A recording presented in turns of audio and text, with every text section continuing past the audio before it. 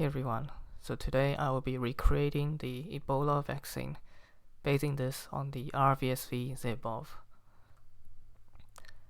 On a previous video, I covered the vesicular stomatitis virus, so if you haven't seen it, make sure to check it out. I'll call it VSV for short. The VSV also happens to be the base for the Ebola vaccine. The basic idea is taking the gene that codes for the Ebola glycoprotein, which covers the Ebola virus, and put it into VSV, so that VSV expresses the Ebola glycoprotein on the virus's surface. Here's a simplified version of the genome to show what we will be doing. Each line represents a genome of each virus. In the middle, the glycoprotein is represented by the letter G. We will be removing VSV's glycoprotein and put it into the Ebola's glycoprotein instead. We are targeting the viral glycoprotein because it's used to enter the host, and also because glycoprotein is all over the virus. So we know that we have to target the glycoprotein. So let's go to UniProt for that. After typing Ebola, I can find the glycoprotein and it is denoted as GP, and it is 676 amino acids long.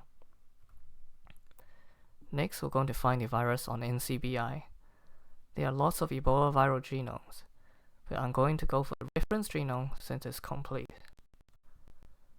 Clicking into it gives me a slightly complicated graphics, but it's quite useful since the virus is well studied.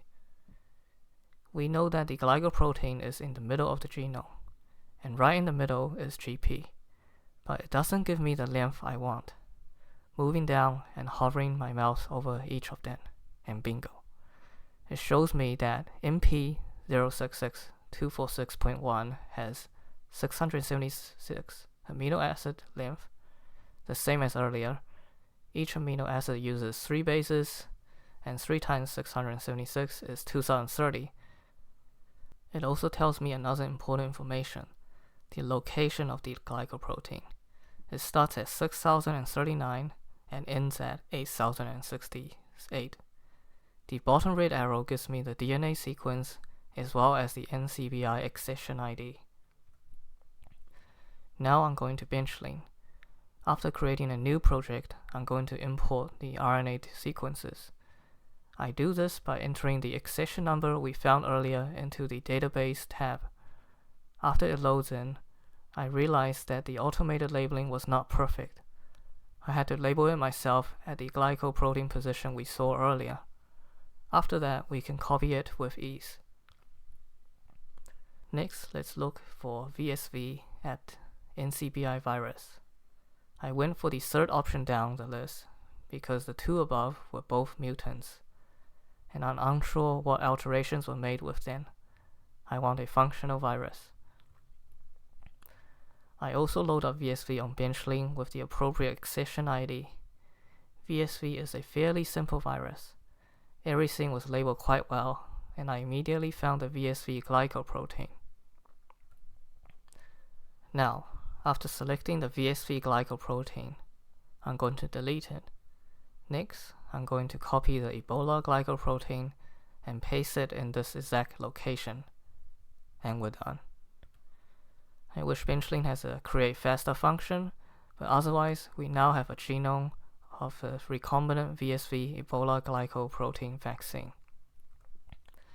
Alright, so some of you may have noticed all we did was create another virus, but fundamentally that's what vaccines are, a weaker or a portion of a virus.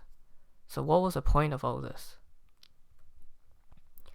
The vesicular stomatitis virus is a virus that usually affects hoofed animals such as horses, but on humans they don't do much. The structure of the VSV only tells it to replicate, which kills the host cell as a result.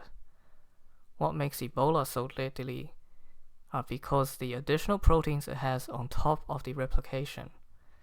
The VP35 suppresses the innate immunity, and the VP24 blocks interferon signaling, rendering the host unable to respond properly to the virus.